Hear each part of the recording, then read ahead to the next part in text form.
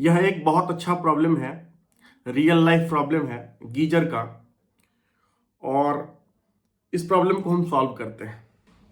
तो ये प्रॉब्लम कहता है कि an insulated electrically heated tank for hot water contains 190 kilogram of liquid water. Means the capacity of geyser, the amount of water in the geyser is given as 190 kilogram, and temperature is also given 60 degrees C when power outage occurs. It means that ki there is an electrically heated tank, means geyser, in which 190 kg of water can be there. Means the amount of water that can be there in the geyser is 190 kg, and temperature is 60 degrees C. 60 degrees C is the temperature of water inside the geyser. And when power outage occurs, so power cut happens. If the water is withdrawn from the tank at a steady state rate of 0.2 kilogram per second, it is given that water is continuously withdrawn from the tank, means tap is open, and the rate of flow of water is 0.2 kilogram per second, and it is also given that it is steady state. It means that the same amount of water is also entering into the tank. So how long will it take for the temperature of the water in the tank to drop from 60 to 35 degrees C? So when power cutoff happen, what will happen? The temperature of water inside the tank will gradually reduce because there is no power supply, there is no power in the electrical heater. So temperature of water inside the geyser or electrically heated tank will gradually reduce. So you have to find the time when temperature reduce from 60 to 35 degrees C. Assume that cold water enters the tank at 10 degrees C. The cold water which enters the tank is at 10 degrees C, and heat loss, potential energy and kinetic energy changes are also negligible. For water, you can assume that heat capacity at constant pressure equal to heat capacity at constant volume, and both are equal to C. So this is very interesting problem. We are going to solve this problem. So let us go through, you can go through the problem statement meanwhile, and I am going to solve this problem. हम इस problem को solve कर रहे हैं। तो चलो सबसे पहले हम क्या करते हैं, एक फिगर बनाते हैं। जैसे ऐसा कह रहा है वैसे वैसा फिगर बनाते हैं। An electrically heated tank for hot water. It means that there is an electrically heated tank. इस तरह से मान लो कि ये गीजर है, और फिर इसका जो वेट है, इसके अंदर जो वाटर रह सकता है, that is 190 kilogram. So it means that ये जो मास ऑफ कंट्रोल वॉल्यूम जो दिया हुआ है, मतलब वाटर जो इसके अंदर रह सकता है, that is 190 kg. And temperature of water inside is 60 degree C. Right? तो जो इसका आउटलेट होगा, मान लो ये है और ये है इनलेट। तो गीजर के अंदर जो टेम्परेचर होता है पानी का, वही टेम्परेचर, वही पानी बाहर निकलता है। जो पानी अंदर गर्म है वही तो बाहर निकलता है। इसका मतलब जो टेम्परेचर अंदर है उसी टेम्परेचर पे पानी बाहर निकलेगा। तो मान लो कि ये है T टेम्परेचर। तो जो टेम्परेचर यहाँ पे है 60 डिग्री C, तो 60 पे निकलेगा। और जैसे जैसे ये टेम्परेचर घटेगा तो टेम्परेचर मान लो 60 से धीरे धीरे कम होना स्टार्ट हुआ, तो वही उसी टेम्परेचर पे पानी निकलेगा। At the same temperature water will come out of the geyser. So the temperature of the water inside the tank will be equal to the temperature of water at the outlet, and this temperature is being reduced from 60 to 35, 60 to 35 degree C। और क्या दिया हुआ है इसमें? Mass flow rate steady state is given, that is 0.2 kilogram per second. So this mass is both, ये जो मास है ये आपका इनलेट का भी है और आउटलेट का भी है, क्योंकि स्टेडी रेट पे दिया हुआ है। So this is 0.2 kilogram per second. And ये भी दिया हुआ है कि cold water enters the tank at 10 degree C। जो टेम्परेचर यहाँ पे इन हो रहा है T1, ये दिया हुआ है 10 डिग्री C, तो आप इसको अगर कन्वर्ट करोगे तो 283 केल्विन। तो प्रॉब्लम बहुत ही सिंपल है, स्ट्रेट फॉरवर्ड है कि आपके पास एक गीजर है और जिसमें 190 kg वाटर हो सकता है और इसमें इनलेट टेम्परेचर 10 डिग्री सी का है।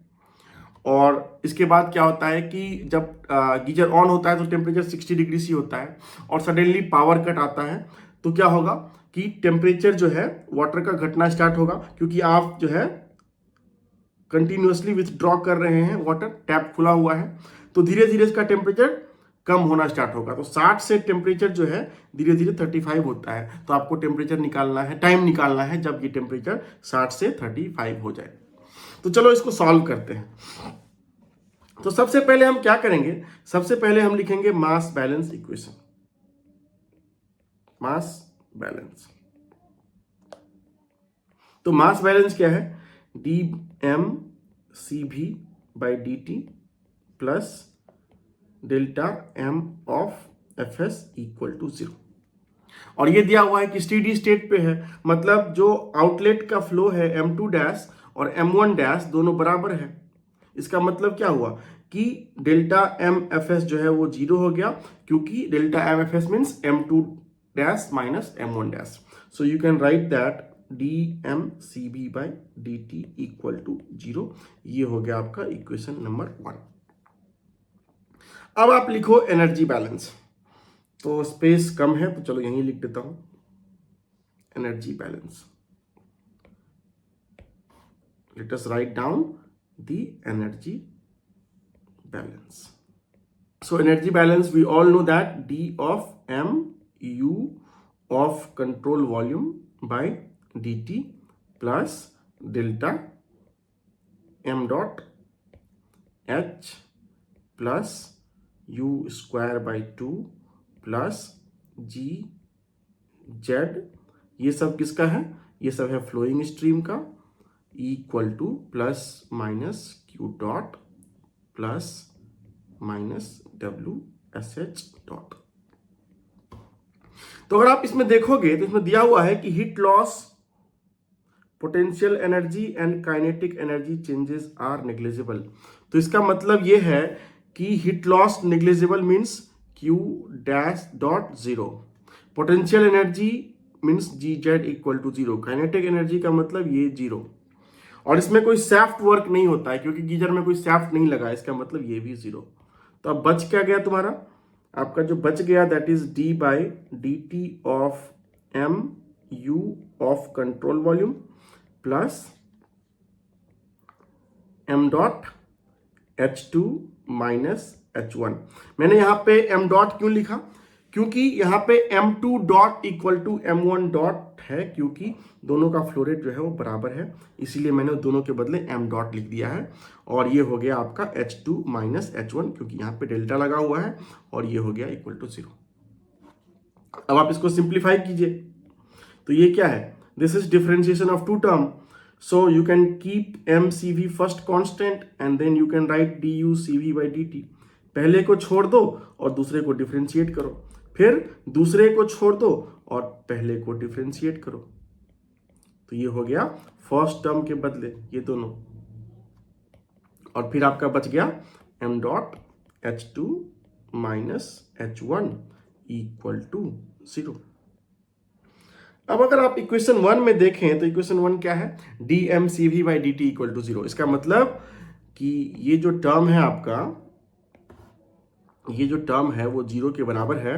तो आपका बच क्या गया, आपका बच गया M C V D U C V by D T plus M dot, and H क्या है, ये है स्पेसिफिक इंथैल्पी। सो H2 माइनस H1 क्या हो जाएगा, अगर ये स्पेसिफिक इंथैल्पी है तो इस इंथैल्पी क्या होता है Cp dt, तो H2 माइनस H1 क्या हो जाएगा Cp into T outlet minus T inlet. और आउटलेट का टेम्परेचर कितना होगा, जो इसके अंदर होगा, तो उसको हमने क्या कहा है, उसको हमने T कहा है। सो T और इनलेट क्या है T1, तो हम यहां पे लिख देंगे Cp into T minus T1 equal to 0। अब देखिए MCV को हम एज इट इज लिख देंगे, we will write MCV as it is. And what is U? U is internal energy of control volume, means internal energy of fluid remained in the control volume. So UCV is what? You have to find DUCV. So DUCV is, because internal energy is CV dt. So DUCV is what? CV dt, right? So for DUCV you will write, because DU is CV dt, so for DUCV you will write CV dt. So this is CV dt upon dt plus m dot Cp into T minus T1 equal to 0. अब अगर problem देखो तो दिया हुआ है कि for water Cp equal to Cv, water के लिए जो heat capacity at constant pressure और कांस्टेंट वॉल्यूम होता है दोनों बराबर है, और दोनों दिया हुआ है कि C के बराबर है. तो इसका मतलब कि आप Cp और Cv दोनों को कॉमन लेके कैंसिल कर सकते हैं, क्योंकि दोनों बराबर है और इस साइड जो है वो 0 है, तो ये कट गया, तो आपका बच क्या गया? आपका बच गया MCV dt by dt plus m dot into T minus T1 equal to 0. ये जो T है यही वेरिएबल है, और ये कहां से कहां वेरी कर रहा है? ये जो टेम्परेचर है पानी का जो कंट्रोल वॉल्यूम में है, ये 60 से लेके 35 तक वेरी कर रहा है, इसीलिए हमने इसको T रखा है, क्योंकि ये वेरिएबल है. अब इसको आप ऑर्गेनाइज कर दो. सो dt upon dt is equal to minus m dot upon m CV, m dot upon m CV, right. और ये आपका क्या हो गया? ये आपका हो गया T माइनस T1, राइट, क्योंकि आपने इसको उस तरफ कर दिया. आप इसको ऐसे लिख दीजिए, dt upon T minus T1, and this side we have m dot upon m CV into dt. और इसी को आपको इंटीग्रेट करना है 0 से T टाइम, और ये है आपका T means T equal to how much?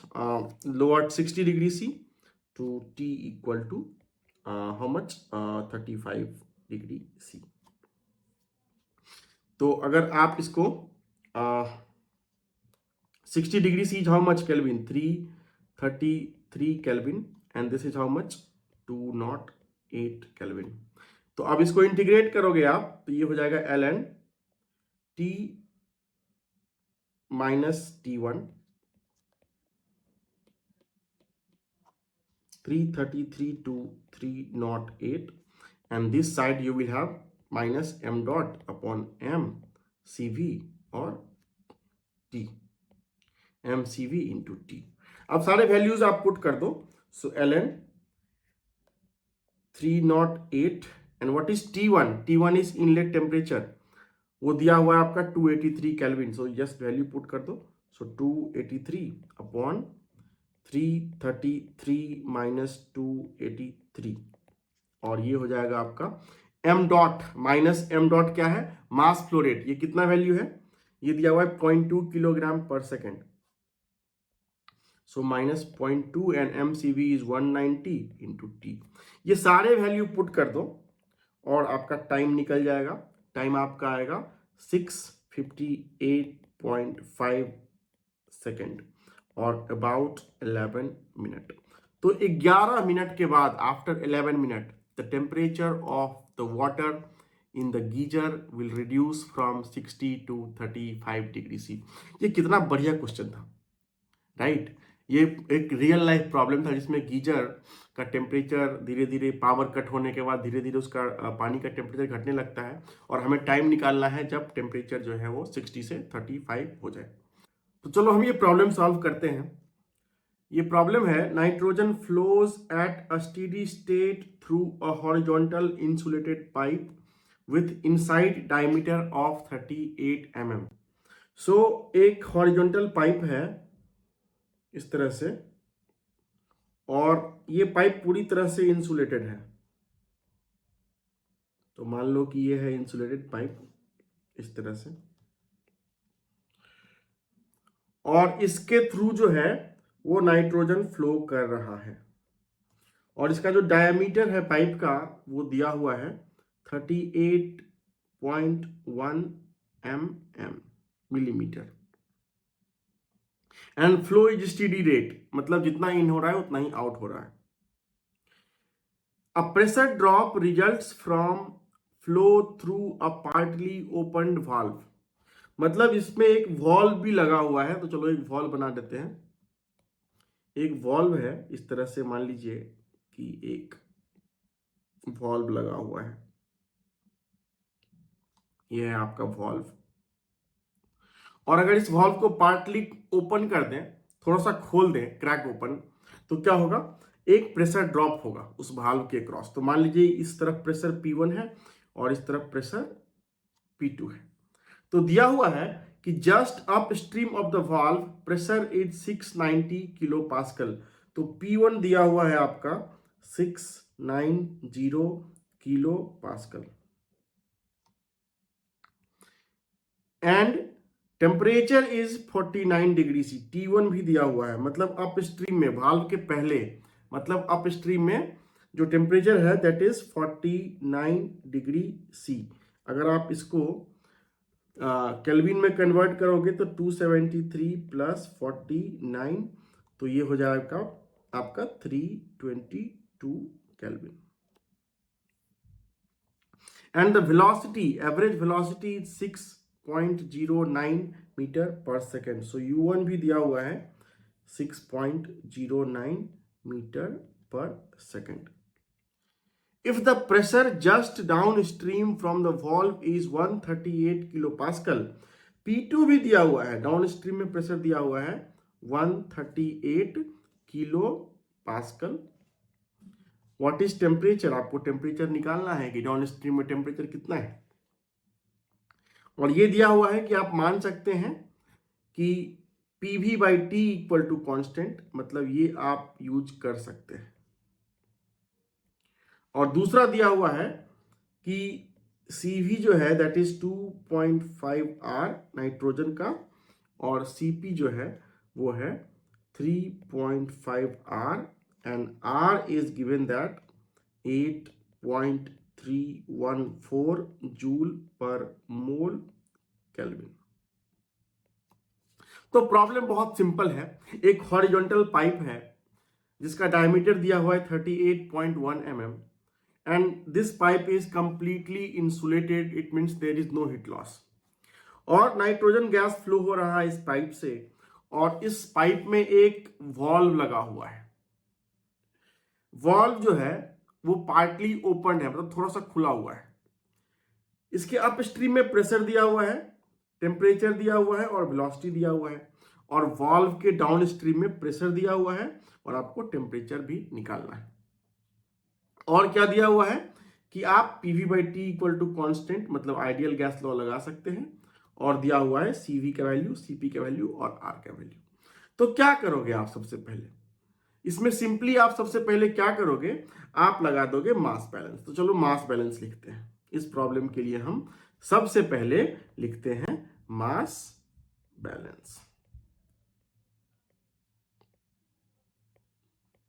तो ये स्टेडी स्टेट प्रोसेस है, तो कंटिन्यूटी इक्वेशन आप लगा सकते हैं। So continuity equation is ρ1 A1 U1 equal to ρ2 A2 U2।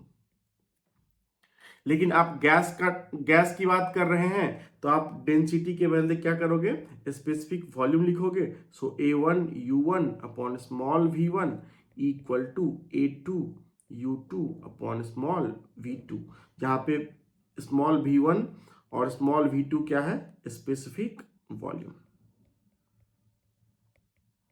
Specific volume of nitrogen एक है आपका इन द अपस्ट्रीम, V1 है आपका अपस्ट्रीम और V2 क्या है, डाउनस्ट्रीम। अब देखिए ये जो पाइप है ये तो हॉरिजॉन्टल पाइप है ना। तो और इसका डायमीटर यूनिफॉर्म है, तो इसका मतलब एरिया भी यूनिफॉर्म होगा। तो A1 A2 कट जाएगा, तो आप लिख सकते हैं U1 upon small V1 equal to U2 upon small V2। और यहां से अगर आप देखें तो U1 का वैल्यू आपको पता है, सो U1 इज 6.09 बाई V1 कितना है ये अभी आपको पता नहीं है, equal to U2 by small v2। आप इसको मान लीजिए इक्वेशन नंबर 1 जो आपके मास बैलेंस से आया। अब क्या करोगे आप, अब आप लिखो P1 V1 by T1 equal to P2 V2 by T2, क्योंकि ये प्रॉब्लम कह रहा है कि आप इसको यूज कर सकते हैं, तो हम लिखते हैं क्योंकि ये दिया हुआ है। So let us use P1 small v1 by T1 equal to P2 small v2 by T2। अब यहां पे अगर आप देखो तो P1 पता है, T1 पता है, P2 पता है, T2 नहीं पता है, बट V1 V2 में कोई रिलेशन आ जाएगा, यहां से स्पेसिफिक वॉल्यूम का एक रिलेशन आ जाएगा आपको, V1 बाई V2, ये क्या हो जाएगा P2 by P1 into T1 by T2, यही होगा ना। हाँ, तो यहां पे अगर वैल्यू पुट कर दोगे तो क्या हो जाएगा, P2 है आपका कितना 138 किलो पास्कल एंड P1 है आपका 690 किलो पास्कल। दोनों किलो पास्कल में है तो हमने यूनिट कन्वर्ट नहीं किया है, SI में रखा है। और T1 कितना है आपका 322 और बाई T2। अगर आप इसको सिंप्लीफाई करोगे तो ये 5 से कट जाएगा, तो ये हो जाएगा आपका 322 बाई 5, ये होता है 64.4, तो ये हो गया आपका 64.4 बाई T2। तो इसका मतलब ये हुआ कि ये जो आपका V1 बाई V2 है वो हो गया आपका 64.4 बाई T2, ये इसको आप कह दीजिए इक्वेशन नंबर 2। अब अगर आप 1 और 2 देखेंगे तो 1 में क्या है, 1 में है आपका V1 बाई V2 और ये किसके बराबर है, ये है 6.09 बाई U2 के बराबर है ना। और यहां पे V1 बाई V2 क्या है 64.4 बाई T2, इसको आप कह दीजिए 1। तो अगर आप 1 और 2 को एक साथ देखें तो फ्रॉम 1 एंड 2 आप क्या लिख सकते हैं, आप लिख सकते हैं 6.09 by U2 equal to 64.4 by T2। इसका मतलब यह है कि आपका जो T2 है वो U2 के फॉर्म में आ गया। अब जरा हम इसको सिंप्लीफाई कर लें तो ये आपका कितना हो जाएगा, ये आपका हो जाएगा T2 U2 ही निकाल लेते हैं T2 के फॉर्म में, U2 equal to 6.09 by 64.4 into T2, और आप अगर यहाँ पे कैलकुलेट करें 6.09 बाई 64.4 तो ये हो जाएगा आपका 0.09456 T2, ये हो गया आपका U2। इसको आप कह दीजिए अभी इक्वेशन नंबर 3।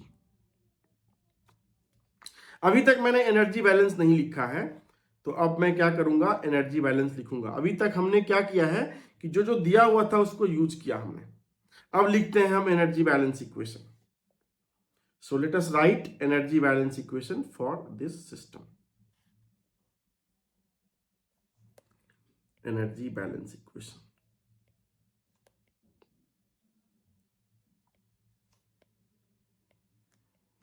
तो energy balance equation steady state पे क्या होगा, हम पहले जनरल इक्वेशन लिख देते हैं, D of M U by D T C V plus delta of M dot H plus U square by 2 plus G Z of flowing stream equal to plus minus Q dot plus minus W S H dot. अब इसमें आप देखो ये जो pipe है वो पूरी तरह से इंसुलेटेड है तो Q 0 हो गया, इसमें कोई सैफ्ट नहीं है तो ये 0 हो गया, ये हॉरिजॉन्टल है तो ये भी 0 हो गया, पोटेंशियल एनर्जी चेंज। तो बच, और ये है 0 क्योंकि ये स्टेडी स्टेट पे है। तो बच क्या गया, बच गया आपका delta M dot H plus U square by 2 equal to 0। तो इसको आप लिख दो एक बार फिर से, M dot H plus U square by 2 of flowing stream equal to 0। इसका मतलब है कि आप लिख सकते हैं कि h डेल्टा ऑफ m, क्योंकि कॉमन ले सकते हैं आप, क्योंकि m1 m2 दोनों बराबर है और इस तरफ 0 है, तो आप लिख सकते हैं delta of h plus U square by 2 of flowing stream equal to 0। तो आप यहां से लिख सकते हैं h2 माइनस h1, क्योंकि डेल्टा h का मतलब होता है h2 माइनस h1, और इसको आप लिख सकते हैं u2 square minus u1 square by 2 equal to 0। अब आप क्या करो, h2 को लिख दो cp इंटू T2 और H1 को लिख दो Cp इंटू T1, तो ये हो गया Cp into T2 minus T1, और यहाँ आपका हो गया U2 स्क्वायर और U1 स्क्वायर आपका जो है दिया हुआ है 6.09 स्क्वायर बाई 2 इक्वल टू 0। अब Cp का वैल्यू भी दिया हुआ है, this value is given as 3.5 R, तो आप जस्ट वैल्यू पुट करो,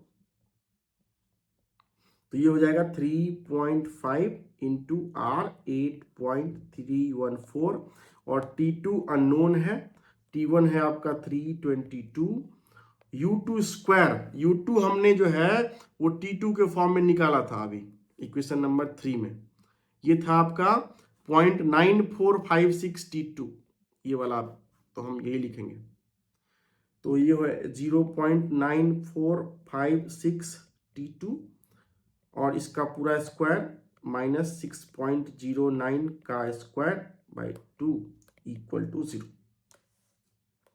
अब जरा इसको सिंप्लीफाई कर दो, तो फाइनल इक्वेशन लिखता हूं। तो जो फाइनल इक्वेशन है वो है आपका 8.947 into 10 to the power minus 3 T2 square, फिर है आपका प्लस 58.198 T2 माइनस, ये हो जाएगा माइनस 18776.84 इक्वल टू 0। तो ये एक क्वाड्रेटिक इक्वेशन है। जब अगर आप इसको सॉल्व करोगे T2 के लिए, अगर आप इसको सॉल्व करोगे तो इससे T2 के दो रूट्स आएंगे। तो पहला जो वैल्यू होगा वो होगा आपका 590.95, और दूसरा जो वैल्यू होगा तो T2 का वो होगा -709.70 केल्विन। सो चूंकि ये जो वैल्यू है T2 का, ये बहुत निगेटिव वैल्यू है, so this is not correct value, तो यही है आपका आंसर। तो जो फाइनल टेम्परेचर है that is T2 equal to 590.95 kelvin. तो ये हो गया आपका प्रॉब्लम सॉल्व। तो अगर आपको ये कॉन्सेप्ट समझ में आ गया तो इस वीडियो को लाइक करें और इस चैनल को सब्सक्राइब भी करें। Thank you.